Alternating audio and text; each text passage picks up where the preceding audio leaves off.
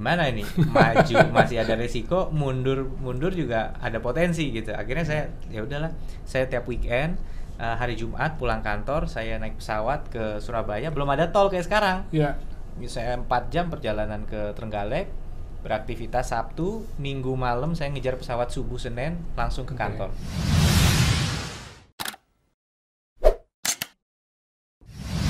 Luar biasa nih. Jadi Mas Emil ini punya satu purpose atau satu tujuan yang sangat mulia ya. Bagaimana bisa membuat kota Trenggalek itu berubah menjadi lebih baik.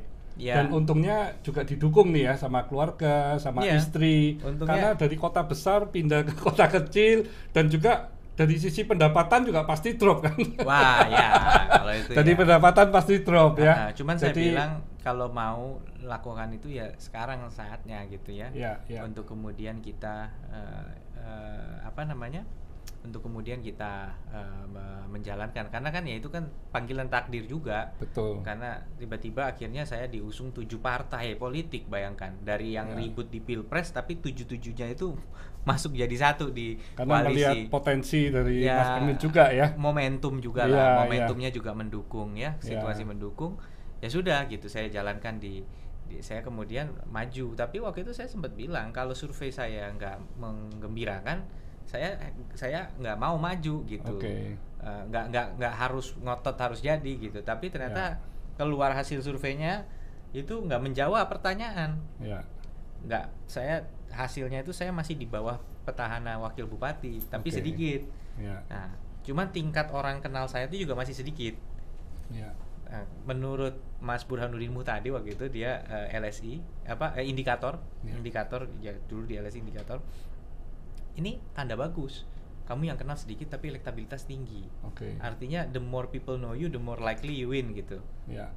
Tapi belum pasti ya, belum. Tapi kansnya tinggi. Waduh, gimana ini? Maju masih ada resiko, mundur juga ada potensi gitu. Akhirnya saya ya udahlah, saya tiap weekend hari Jumat pulang kantor saya naik pesawat ke Surabaya, belum ada tol kayak sekarang. Ya. Saya 4 jam perjalanan ke Trenggalek, beraktivitas Sabtu, Minggu malam saya ngejar pesawat subuh Senin langsung ke Oke. kantor. Wow, luar Itu saya biasa. lakukan selama beberapa bulan Ya. sampai kemudian akhirnya saya harus mengundurkan diri untuk ikut pilkadanya. Wow, luar biasa nih ya sobat sukses.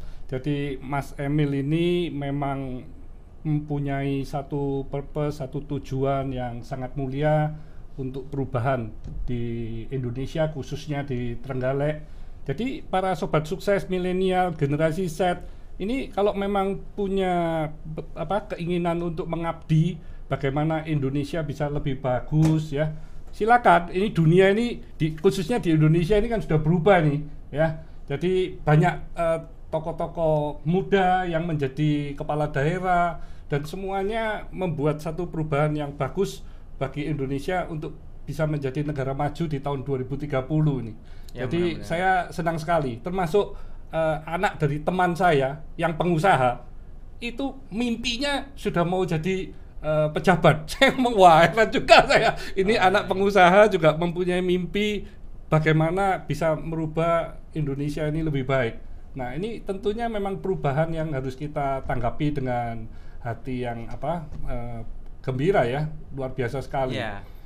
Nah, Mas Emil pun di Trenggalek juga tidak terlalu lama ya, cuma 3 tahun ya, Ya, 3 tahun. belum menyelesaikan, sudah dipinang lagi untuk menjadi wakil gubernur Jawa Timur, kasih tanggung jawab yang lebih besar lagi karena melihat prestasi di Trenggalek selama 3 tahun ini juga luar biasa.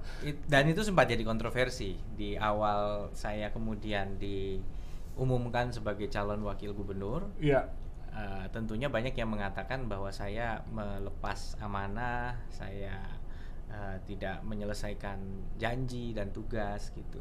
ya, Tapi saya sampaikan bahwa situasi berubah. ya, Pada saat saya terpilih sebagai bupati, undang-undang yang berlaku saat itu kalau ingin mencalonkan diri di pilihan gubernur harus mengundurkan diri. ya, Nah, harus mengundurkan diri. Kemudian kalau misalnya dan ada kewenangan-kewenangan yang sangat strategis seperti pendidikan SMA dan SMK, kewenangan kehutanan, kewenangan pesisir, itu kewenangannya ada di level provinsi, dipindahkan. Dan Ya. saya ngalami betul menandatangani penyerahan kewenangan kembali ke provinsi gitu. Oke. Nah, situasi berubah sangat mendasar, sangat fundamental. Trenggalek setengah wilayahnya hutan semua. Ya. Dan dia daerah pesisir. Ya. Dan untuk mengembangkan SDM-nya perlu SMA dan SMK. Oke. Pengembangan kewenangan. Jadi ini yang kemudian saya lihat bahwa bahkan untuk membangun Trenggalek pun banyak sekali kontribusi provinsi yang dibutuhkan. Itu Ya. satu. Ya. Yang kedua juga pada saat saya mencoba membangun Trenggalek, saya menyadari bahwa nggak bisa dibangun secara sendiri. Oke. Tiap kali saya mau ada investor atau apa, mereka pertanyaannya sederhana, bandara terdekat di mana? Ya, sehingga akhirnya kemudian kita berjuang bersama dengan 8 kepala daerah di wilayah Selingkar Wilis menyampaikan petisi kepada Bapak Menko Polhukam saat itu, Pak Luhut Binsar Panjaitan, untuk disampaikan ke Presiden. Ya.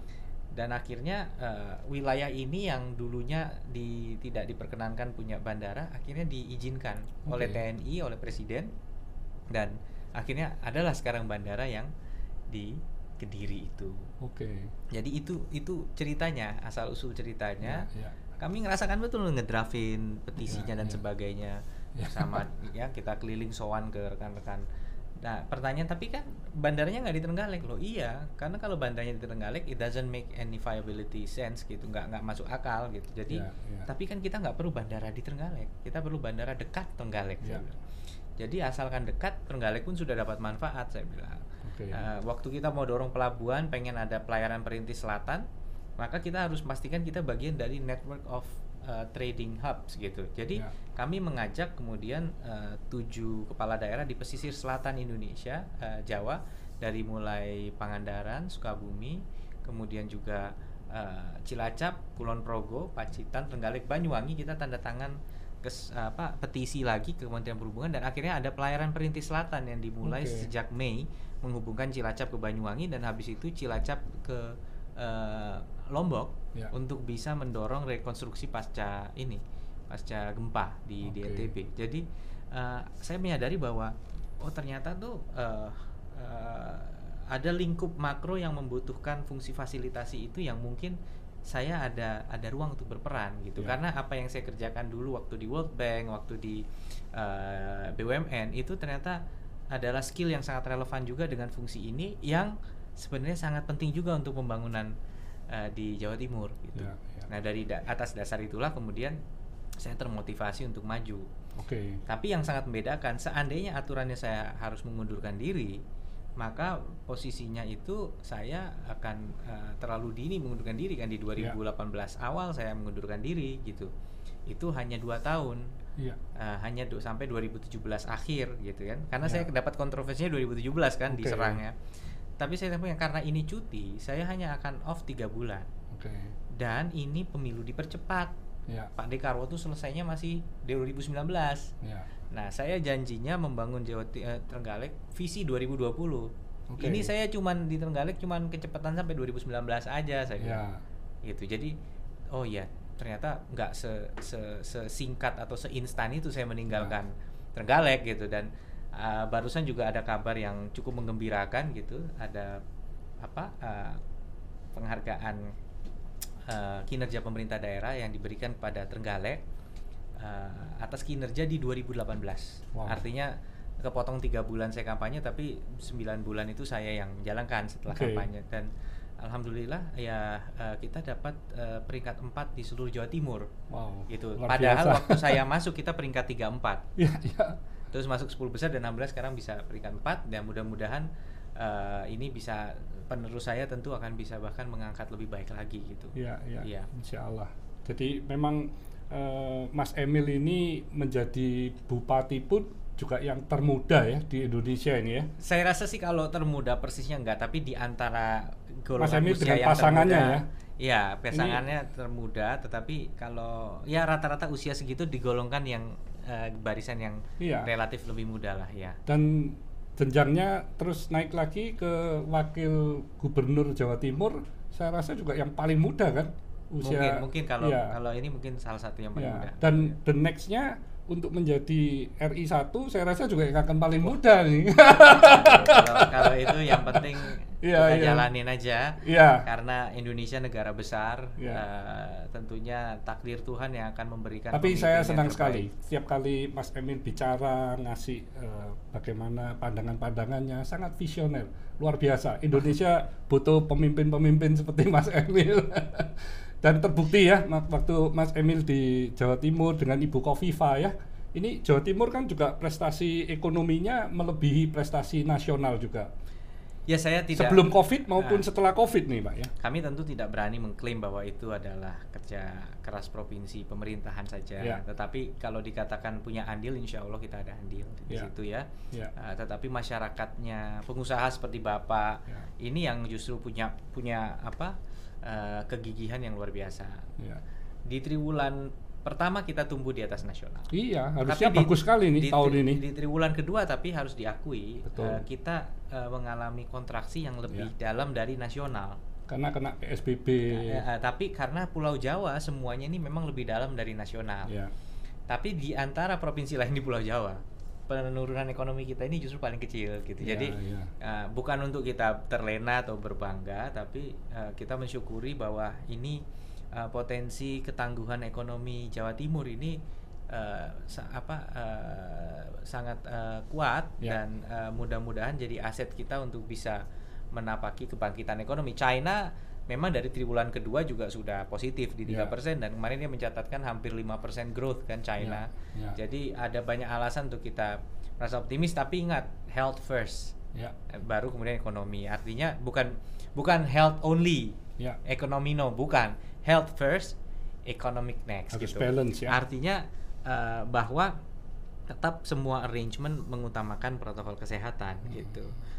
Sekarang kita sudah tahu lah gitu bagaimana kita meminimize resiko dari hazard, dari health hazard kita minimize. Dulu nyari masker susahnya bukan main, nyari sanitizer juga susah. Di rumah sakit juga selama ini kita menyiapkan rumah sakit fasilitas kesehatan tuh untuk penyakit tidak menular Pak, untuk kidney, untuk diabetes, untuk hipertensi dan lain sebagainya, cancer. Tetapi ternyata dengan pandemi ini kita sangat under resource dalam hal infectious disease gitu. Tapi kelihatan Mas Emil dari penanganan di Jawa Timur khususnya ini kan termasuk yang terbaik ya. Nah ini mungkin Mas Emil juga bisa sharing-sharing nih. Saya nggak berani mengatakan terbaik ya, tetapi kita mencoba konsisten dengan scientific principles ya. Artinya Ibu Gubernur ini juga sangat tertarik dan komit dengan masukan-masukan dari pakar. Jadi sebagai contoh kita menyadari bahwa ya harus ada penanganan yang lebih cepat. Maka kita berkoordinasi betul dengan semua elemen. Bagaimana supaya kita bisa meningkatkan kapasitas rawat inap di seluruh Jawa Timur. Kemudian testing, tracing, dan juga treatment 3T itu bagaimana itu bisa berjalan. Maka kemudian kita melihat survei dari misalnya Persatuan Ahli Kesehatan Masyarakat yang kemudian sempat ramai tuh dibahas gitu. Kok Pemprov mengeluarkan survei yang outdated gitu sehingga salah satu daerah di Jawa Timur jadi dianggap buruk sekali gitu. Waktu itu saat itu saya kan diwawancara persis setelah survei itu keluar karena banyak yang nanya apa betul sekian persen nggak pakai masker gitu, dan saya jawab loh itu survei yang lama gitu, dan itu saya jelaskan itu survei lama. Jadi setelah PSBB 1 sebelum PSBB 2 lah, di antara itu di mana dia mengevaluasi. Yang lakukan juga bukan kita, yang melakukan ahli-ahli kesehatan masyarakat. Gitu. Tapi sekarang lagi ada survei lagi. Kalau angka hari ini kita harus tunggu surveinya. Tapi kan sebelum ada angka ini ya survei yang ini menjadi bahan introspeksi begitu, bukan menjadi bahan memvonis siapapun gitu. Tapi kan hari ini karena publik ini juga sangat aktif berperan di media sosial, respon itu kan bermacam-macam gitu, sehingga begitu ini keluar ini seakan-akan vonis gitu, vonis akan kinerja, padahal ini adalah snapshot dari para pakar Ya. yang perlu jadi bahan kita, walaupun saat ini saya sampaikan saat ini pun sedang berjalan survei yang akan memberikan angka yang lebih update Ya. gitu. Tapi karena belum keluar, ya mungkin waktu itu Bu Gubernur merujuk dulu kepada yang ini gitu, dan ada misunderstanding lah mengenai penanggalannya, kesannya apa, padahal sebenarnya jelas lah Persakmi kan yang melakukan survei kan, tinggal dicek ke sana gitu. Ya, tapi sekali lagi itulah ya, kadang-kadang akhirnya saking kita memberi ruang kepada science itu, kalau tidak di komprehensif ditaruh, itu bisa menimbulkan pandangan yang nggak tepat juga gitu. Bisa diambil hanya satu bagian dan diargue sesuai dengan kemauan yang menyampaikan gitu. Jadi tapi selalu kita jalankan, bahkan sekarang kita sedang menggalakkan penggunaan teknik high flow nasal kanul. Jadi sekarang nih sebenarnya kalau orang sudah pakai ventilator gitu ya, itu IC ventilator statistically 60% sampai 70, mohon maaf, mereka meninggal tetap. Jadi kita ingin fokus bagaimana mencegah supaya dia tidak sampai perlu ventilator ICU. Nah, maka kita sangat peka melihat saturasi oksigen. Nah, kita perbanyak fasilitas yang namanya non-invasive ventilator atau oxygen therapy nasal kanul, yang memungkinkan kita mentreatment orang saat saturasi oksigennya sudah mulai turun tapi belum buruk sampai harus menggunakan ICU ventilator. Bahkan sekarang kita sudah tahap akhir ITS bisa membuat emergency ventilator seperti itu. Gitu. Makanya ini saat ini kalau saya perhatikan kan memang yang sembuh sudah lebih banyak daripada yang kena penderita baru ya. Jadi yang aktif itu semakin lama bisa semakin berkurang.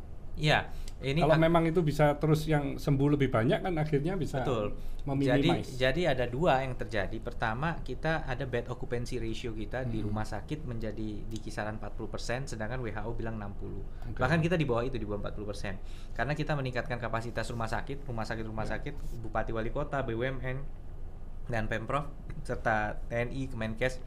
Kemudian jadi gini, kalau rumah sakit overload itu bahaya gitu, terjadi penularan, terjadi mishandling, terjadi waiting time, maka kita harus bikin ekstra. Loh Pak, tapi kan mubazir dong, bikin ekstra tapi nggak dipakai. Loh, ini penting karena pada saat ini in and out itu jangan ada waktu tunggu, sehingga ini bisa cepat masuk. Penanganan di momen-momen kritikal bisa jadi lebih baik gitu. Nah, ini ada beberapa pembenahan mendasar, termasuk bagaimana kita memastikan jam kerja dari tenaga dokternya itu atau tenaga medisnya tidak berlebihan, sehingga mereka bisa mencegah terjadinya fatigue, dan kemudian alat pelindung diri yang lebih baik. Kemudian juga tentunya ada metode-metode yang lebih baik. Yang ini menolong, tetapi kita tetap mawas diri bahwa kita tetap ingin menurunkan angka kematian di Jawa Timur. Jadi saya rasa mungkin Jawa Timur lebih tepatnya adalah sebuah cerita bagaimana masyarakatnya dan pemerintah dan semua elemen itu tetap gigih berjuang walaupun dihantam dengan istilah daerah yang paling parah penyebarannya, paling tinggi yang kematian, tapi masyarakatnya masih mau berjuang. Kita semua masih bisa sinergis. Bahkan sekarang operasi justisi, ada operasi berdasarkan perda. Kita mungkin daerah pertama yang punya perda, ya. Dan ini inisiatif Forpimda dengan DPRD. Perda yang mengatur mengenai sanksi yang lebih punitif, lebih beri efek jera. Karena ini permintaannya gitu. Kalau sanksinya nggak ada, nggak agak-agak kita negornya katanya gitu. Akhirnya santai aja. Ya akhirnya 1,6 juta teguran sudah diterbitkan dari operasi justisi, dan ya mudah-mudahan kita lihat ini berkorelasi. Saya belum bisa bilang kausality karena statistically, tapi berkorelasi juga dengan penurunan active case di Jawa Timur.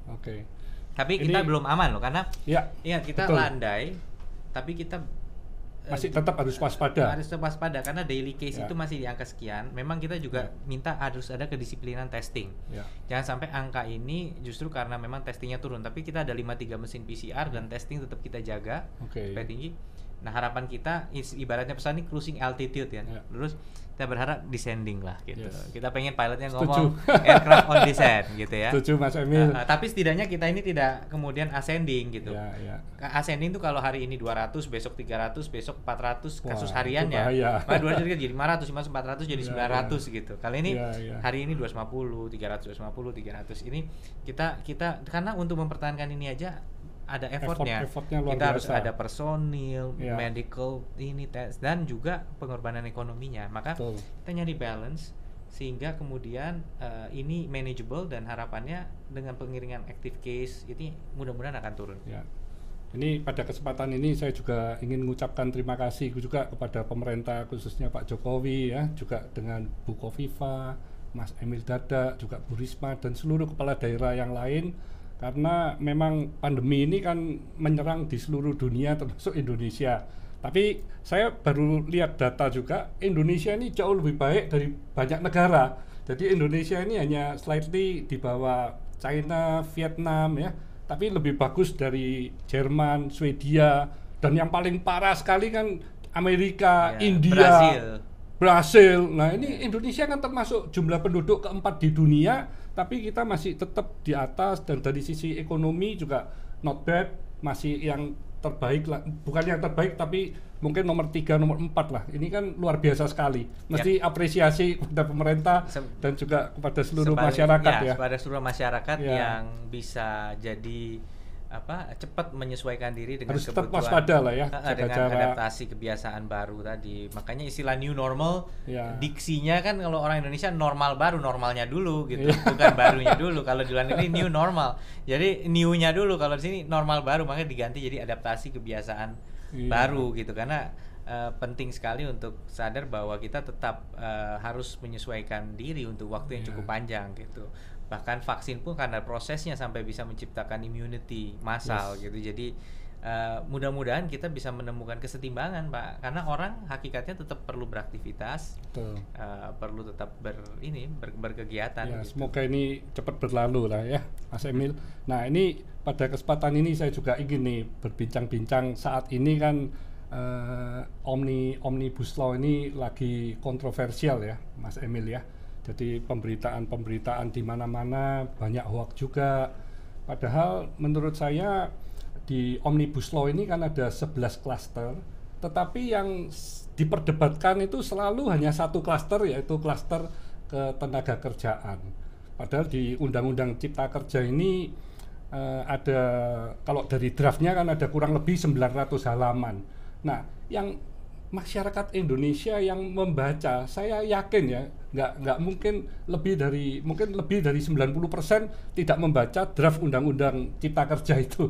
Jadi tujuan pemerintah pasti dengan adanya Undang-Undang Cipta Kerja itu ingin negara Indonesia ini justru bisa maju, bisa bersaing dengan negara-negara yang lain. Bagaimana kita juga mau berubah atau harus berubah untuk menghadapi persaingan yang sudah tanpa batas lagi kan. Di antara negara ini sesungguhnya sudah tanpa batas. Banyak negara-negara yang dulunya invest di Indonesia sekarang dipindah ke negara tetangga, terus di ekspor ke Indonesia. Akhirnya kita cuma jadi consumer saja kan. Nah ini mungkin Mas Emil bisa kasih gambaran lebih jelasnya kepada para milenial ya. Jadi supaya lebih punya pendapat pemikiran yang justru jelas gitu, Mas Emil. Mungkin positifnya atau negatifnya terhadap Undang-Undang Cipta Kerja ini bagaimana ya? Ya tentunya di tengah polemik yang sedang berlangsung di ruang publik,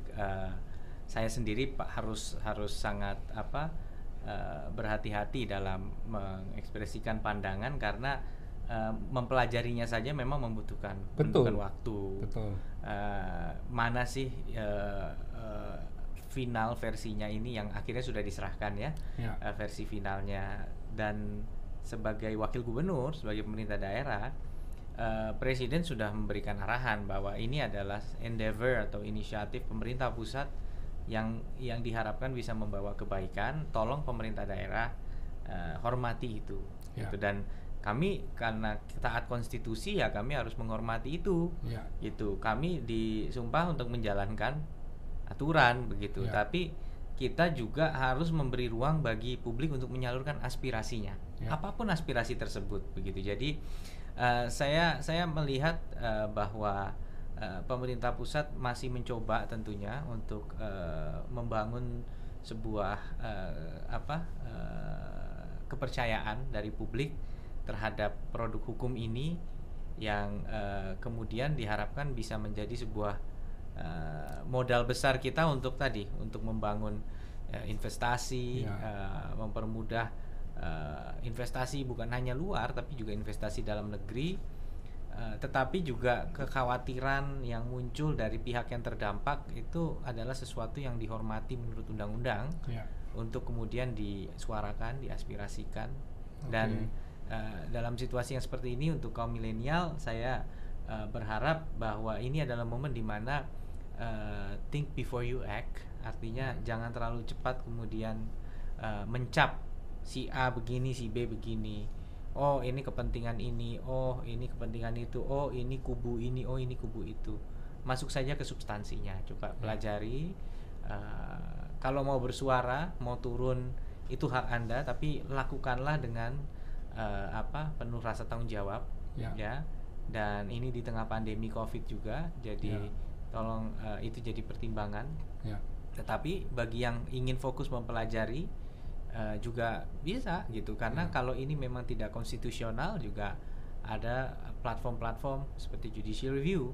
Tetapi kalau yang ingin digugah adalah lawmakers-nya, ya ada jalur-jalur politik lain untuk menggugah agar lawmakers merubah gitu.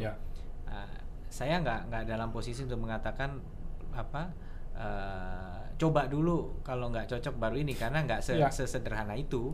Tetapi saya juga memahami bahwa ya kalau Anda bicara pergub, peraturan gubernur atau peraturan daerah, ya itu area kami, atau bahkan peraturan bupati atau wali kota, kita pun punya area untuk mereview gitu ya, atau perda kabupaten kota. Tapi memang kalau sudah undang-undang, demokrasi kita sudah menghasilkan pemerintahan dan juga legislatif yang telah memutuskan hal tersebut.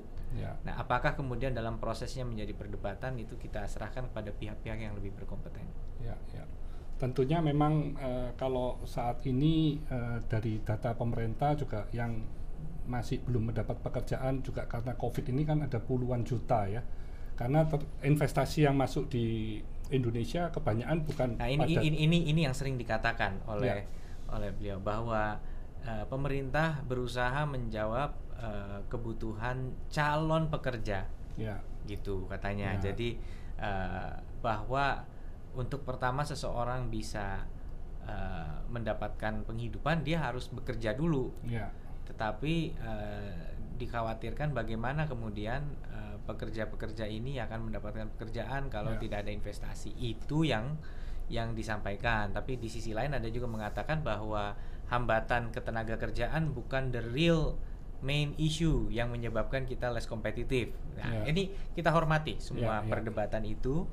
Tetapi pemerintah pusat yang dipilih secara demokratis mengambil sebuah langkah, dan dalam hal ini kemudian kami di pemerintahan daerah ini sudah disumpah untuk menjalankan peraturan yang diproses secara konstitusional. Termasuk ada juga klaster untuk UMKM ya. Ini kan juga banyak sekali yang di dalam Omnibus Law tersebut.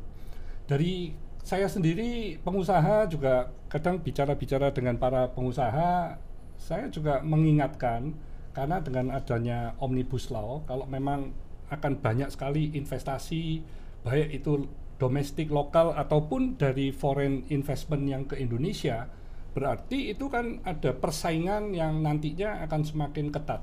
Nah, di dalam persaingan itu ya tentunya kita orang lokal-lokal ini jangan kalah, apalagi dengan dari perusahaan asing yang saat ini pun hampir semua hal yang kita konsumsi itu 80-85% dari perusahaan asing. Nah, ini yang harus menjadi satu persiapan juga bagi para pengusaha, karena dengan adanya peraturan ini berarti persaingan akan semakin hebat. Jadi bukan pertarungan biasa-biasa saja kan, karena Indonesia ini dilihat sebagai satu negara yang sangat friendly terhadap investor, dan kalau semua masuk ya jadi luar biasa sekali. Tapi itu tentunya tetap semakin baik bagi masyarakat atau konsumennya ya. Jadi begini, kita menyadari bahwa idealnya kita bisa memenuhi kebutuhan kita sendiri. Ya. Indonesia negara yang besar katanya, Ya. dengan 260 juta kurang lebih penduduk, 17.000 pulau dari Sabang sampai Merauke, panjangnya kalau nggak salah setara dengan Eropa dari mana sampai mana lebarnya gitu ya. Ya. Dari timur ke barat gitu. Dan tetapi kita juga menyadari bahwa masalah-masalah manusia ini lebih bisa dipecahkan kalau kita berkolaborasi tanpa batas-batas sekat-sekat negara. Ya. Nah, inilah sebabnya kita memilih menjadi negara yang terbuka. Ya. Nah, sebagai negara yang terbuka, maka kita menyadari bahwa kita harus bisa berperan di tengah konstelasi global gitu. Dan kita melihat bahwa saat ini tentunya di dalam tatanan global pilihannya hanya tutup atau buka. Tetapi mudorot atau kesulitan kita kalau menutup Indonesia, ada banyak sekali hal-hal baik di luar sana yang kita sebenarnya perlukan untuk bisa kemudian menjawab masalah-masalah yang dihadapi oleh masyarakat. Apakah itu kesehatan, apakah itu pendidikan, dan lain-lain. Kita masih membutuhkan produk-produk dari luar, tetapi sebaliknya juga kita tidak mau kemudian hanya menjadi konsumen. Nah, maka disinilah memang kalau dilihat struktur ekonomi, 60% ekonomi didrive melalui konsumsi.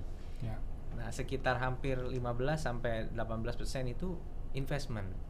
Nah, investment luar ini sebenarnya diharapkan bukan hanya kemudian masuk dalam konteks kemudian karena kita nggak punya duit gitu, tetapi bahwa kita berharap bahwa ini akan memiliki efek dalam membangun sumber daya manusia kita, dalam membangun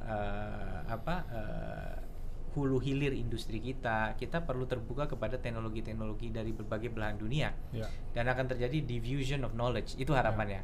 Knowledge diffusion ini yang kemudian akan menjadi daya tarik bagi tenaga-tenaga terdidik untuk kembali di Indonesia gitu, untuk kembali berkarya di Indonesia.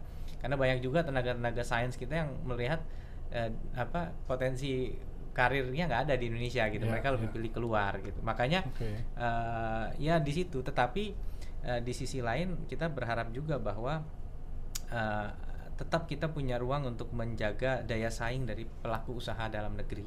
Itu penting sekali. Dan kami optimis Jawa Timur sebenarnya pelaku usahanya sangat kompetitif. Tinggal bagaimana kemudian kita selalu menjalin komunikasi.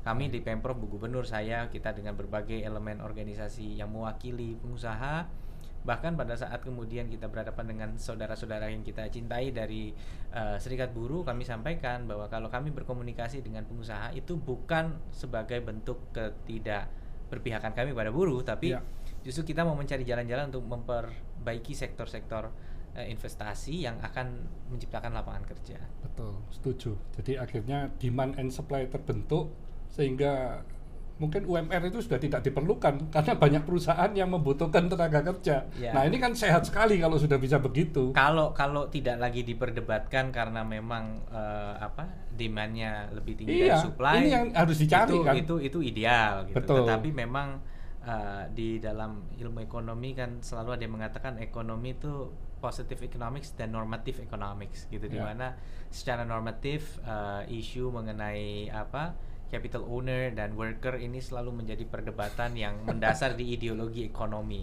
Tapi Bapak betul sekali, enak sekali ya kalau misalnya kita nggak perlu pusing lagi, karena toh orang ini sekarang ngapain lihat itu, uang kenyataannya kebutuhan tenaga kerja sangat banyak gitu. Jadi tapi kita di tengah disruption juga Pak, di mana organisasi menjadi semakin kecil, perusahaan semakin ramping. Makanya sekarang kan Bapak mengembangkan co-working space misalnya di sini co-working space, co-hive misalnya. Karena sekarang perusahaan tidak bisa lagi hanya mengandalkan pegawainya saja.